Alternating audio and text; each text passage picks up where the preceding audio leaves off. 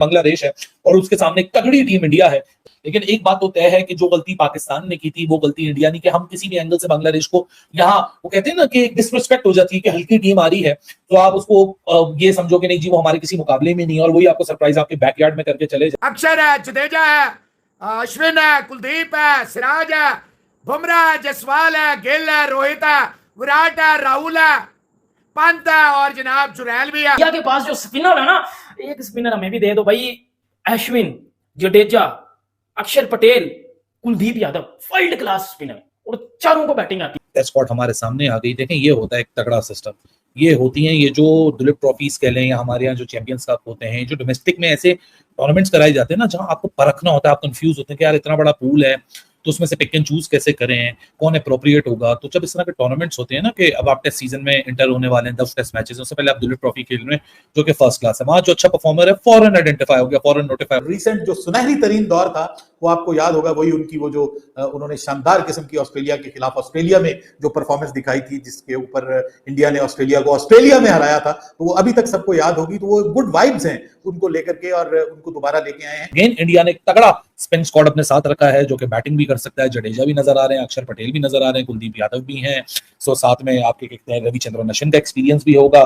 फिर यश दयाल की बात, क्योंकि मेडन कॉल है, आकाशदीप को स्क्वाड में कंटिन्यू किया गया है।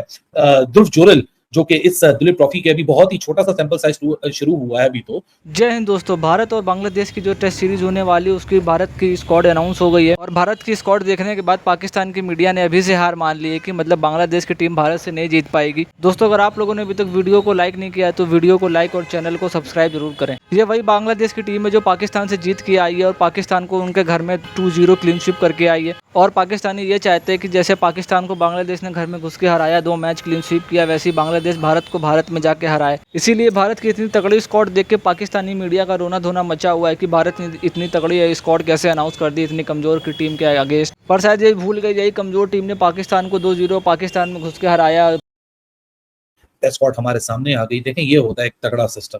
ये होती हैं ये जो दुलीप ट्रॉफीज कह लें या हमारे यहाँ जो चैंपियंस कप होते हैं, जो डोमेस्टिक में ऐसे टूर्नामेंट्स कराए जाते हैं ना जहां आपको परखना होता है, आप कंफ्यूज होते हैं कि यार इतना बड़ा पूल है तो उसमें से पिक एंड चूज कैसे करें, कौन अप्रोप्रिएट होगा। तो जब इस तरह के टूर्नामेंट्स होते हैं ना कि अब आप टेस्ट सीजन में इंटर होने वाले हैं 10 टेस्ट मैचेस, उससे पहले आप दुलीप ट्रॉफी खेल रहे हैं जो कि फर्स्ट क्लास है, वहां जो अच्छा परफॉर्मर है फॉरन आइडेंटिफाई हो गया, फॉरन नोटिफाई हो गया, आपने फॉरन टीम में डाल दिया। हाँ, अब लोग ये भी सोचेंगे कि 19 साल का बशीर खान, वो भी एक लेसन है हमारे लिए कि वहां कोई अगर एकदम से परफॉर्म कर देता है तो ना ऑडियंस इस बात का शोर मचाती है, ना क्रिकेट फर्टिनिटी शोर मचाना शुरू करती है, फौरन डालो इसको, काम मुल से डेवलप होने तो फिर आते हैं। अब आकाशदीप की बात करें, यश दयाल की बात करें, एक्सपेक्टेड ये था कि जसप्रीत बुमराह इस सीरीज से आराम करेंगे और मोहम्मद सिराज के साथ अर्शदीप का भी बड़ा नाम चल रहा था। लेकिन जब ये यश दयाल और आकाशदीप को बॉलिंग करते हुए देखा दुलीप ट्रॉफी के अंदर तो काफी लोग इंप्रेसिव हुए और बीसीसीआई को भी क्रेडिट जाता है कि उन्होंने ऐसी कंड्यूसिव विकेट बनाई जहां उनको अपना स्किल प्रेजेंट करने में आसानी हुई। लेकिन क्या कमाल की दोनों ने बॉलिंग की। हालांकि नवदीप सैनी भी बड़ा निपी था, बड़ा थ्रेटनिंग नजर आ रहा था, लेकिन कंसिस्टेंसी की बात करें तो यश दयाल, आकाशदीप, मुकेश कुमार और नवदीप सैनी से ज्यादा बेटर बन के सामने आए। दूसरी तरफ अगर देखा जाए तो बल्लेबाजों की दौड़ के अंदर केएल राहुल, जिनको टेस्ट मैच से टेस्ट सीरीज थी इंग्लैंड के खिलाफ, वहां ड्रॉप किया गया था, he is now back. Rishabh Pant जो कि अपनी एक बहुत ही लाइफ थ्रेटनिंग इंजरी के बाद जो कि एक इंसिडेंट हुआ था अनफॉर्चुनेट, कलर किट में वापस आए और अब आपको टेस्ट मैच में ही वापस नजर आएंगे। अभी दुलीप ट्रॉफी के अंदर सरफराज और ऋषभ पंत का थोड़ा सा टीजर हमको दिख ही गया और हम मेरे ख्याल से हर कोई एक्साइटेड है कि इंटरनेशनल में जब इंडिया की तरफ से दोनों टेस्ट खेल रहे होंगे और एक ऐसा मौका जरूर आएगा कि जब सरफराज और ऋषभ पंत बैटिंग पे होंगे तो क्या ही कमाल होगा और क्या ही धमाल होगा। 2 टेस्ट मैचेस और उसके बाद फिर वो मच अवेटेड ऑस्ट्रेलिया का टूर है, बॉर्डर गवास्कर ट्रॉफी, जो लास्ट टाइम कावा के ढाबा पे खत्म हुआ था और इस बार तो इंडिया फिर तैयारी से जा रहा है। अगेन इंडिया ने एक तगड़ा स्पिन स्क्वाड अपने साथ रखा है जो कि बैटिंग भी कर सकता है। जडेजा भी नजर आ रहे हैं, अक्षर पटेल भी नजर आ रहे हैं, कुलदीप यादव भी हैं। सो साथ में आपके कहते हैं रविचंद्रन अश्विन का एक्सपीरियंस भी होगा। फिर यश दयाल की बात, क्योंकि मेडन कॉल है, आकाशदीप को स्क्वाड में कंटिन्यू किया गया है।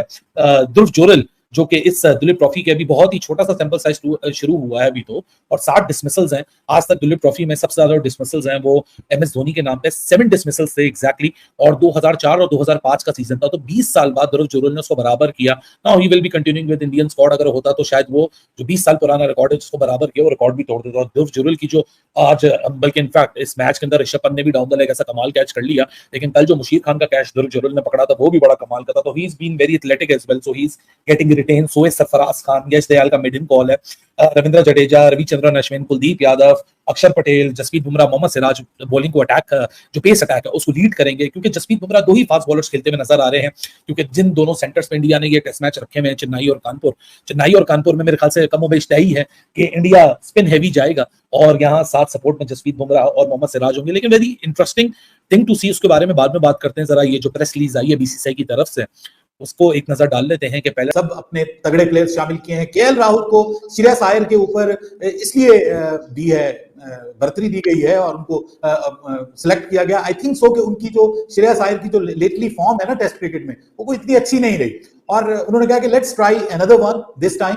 अगेंस्ट बांग्लादेश, क्योंकि इसके बाद एक बहुत बड़ी सीरीज होने जा रही है जो इंडिया वर्सेस ऑस्ट्रेलिया की सीरीज है। वो बहुत बड़ी सीरीज है, बहुत बिग सीरीज है in the context of the game and in the context of the WTC world test championship. तो उसको लेकर के मेरे ख्याल में यहाँ कहा गया कि जी हम इसको ट्राई करके देखते हैं, लेट्स ट्राई दिस कॉम्बिनेशन। और फिर जो सरफराज हैं और ध्रुव जरेल और ऋषभ पंत को भी वापस लेके आए हैं और वो आना बनता था, क्योंकि उनका जो मोस्ट रिसेंट जो सुनहरी तरीन दौर था वो आपको याद होगा, वही उनकी वो जो उन्होंने शानदार किस्म की ऑस्ट्रेलिया के खिलाफ ऑस्ट्रेलिया में जो परफॉर्मेंस दिखाई थी, जिसके ऊपर इंडिया ने ऑस्ट्रेलिया को ऑस्ट्रेलिया में हराया था, तो वो अभी तक सबको याद होगी। तो वो गुड वाइब्स हैं उनको लेकर के और उनको दोबारा लेके आए हैं। अब फास्ट बॉलिंग में मुझे लगता है, स्पिनर तो ऑब्वियसली वही हैं जो होने चाहिए, फास्ट बॉलिंग में मुझे लगता है कि बुमराह तो खैर एक्स्ट्रा ऑर्डिनरी है, विदाउट एनी डाउट वो तो एक्स्ट्रा ऑर्डिनरी है और सिराज भी जबरदस्त है। ये जो दो यंगस्टर्स आपने जिनका जिक्र किया है, इनके लिए ये बहुत बड़ा चांस है।